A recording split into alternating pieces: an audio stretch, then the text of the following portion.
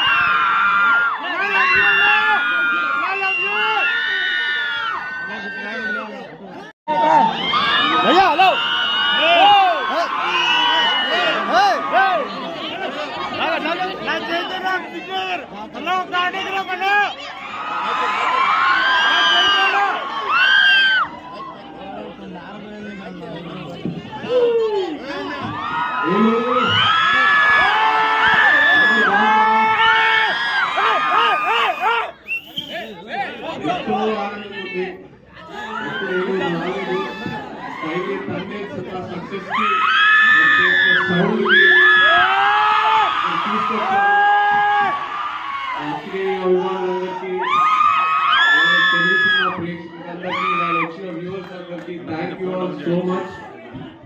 ఎంతో కష్టంగా 2 years మనం ఈ సినిమా మీద జర్నీ చేశాము. మీరు ఇచ్చే సపోర్టు, మీరు ఇచ్చే ప్రేమ మాకు ఎంతో ఎంకరేజ్మెంట్. నేను లాస్ట్ కి చెప్పాలి, దద్దా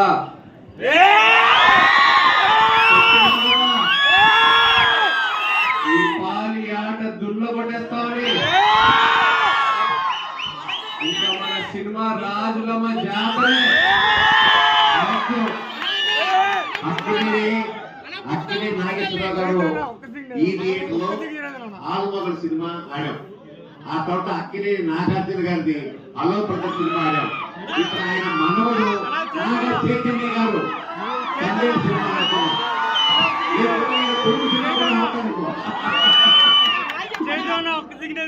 అద్భుతమైనటువంటి ఒక వంశం నుంచి వచ్చాడు అక్కినే నాగేశ్వరరావు వంశం నుంచి వచ్చినటువంటి నాగ చైతన్య గారు.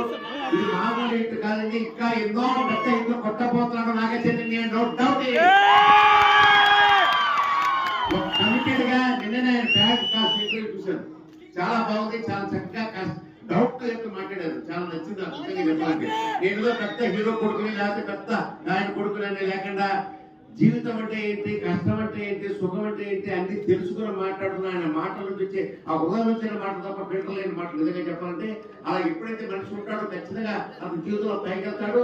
అతను తాతగారిలాగా నాన్నగారిలాగా మంచి పేరు ప్రఖ్యాతి సంపాదించుకుంటాడని చెప్పి నేను మనస్ఫూర్తిగా కోరుకుంటూ ఒక మంచి, నేను మామూలుగా ఇండస్ట్రీలో కూడా వింటుంటాను జనరల్ గాను, అక్కడే మన నాగ చైతన్య గారు చాలా మంచి హృదయ గల వ్యక్తి, ఒకళ్ళ సాయం చేసే వ్యక్తిని కూడా నేను విన్నాను. సామాన్య హీరో అలాంటి టాక్ రావడం చాలా గొప్ప, గట్టిగా చప్పట్టుకుంటూ ఆచరించారు.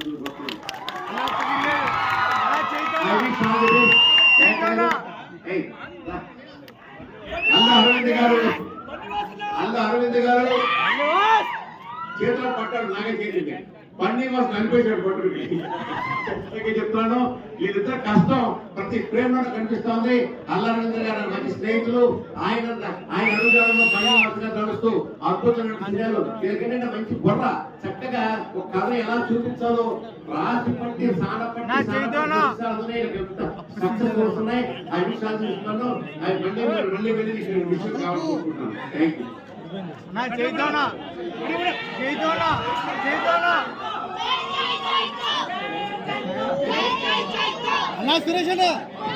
సురేష్ అన్న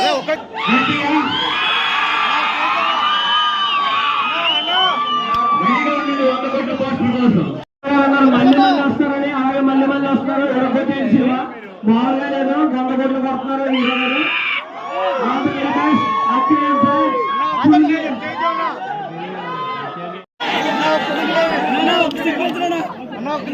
ఒక్క సిగ్నేచర్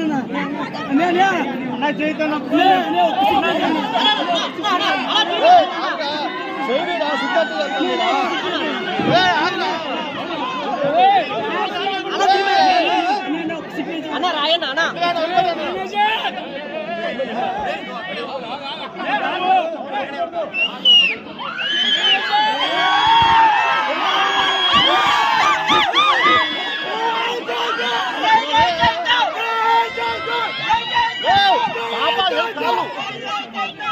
ఇరుగుతుంది బాగా పడుతుంది.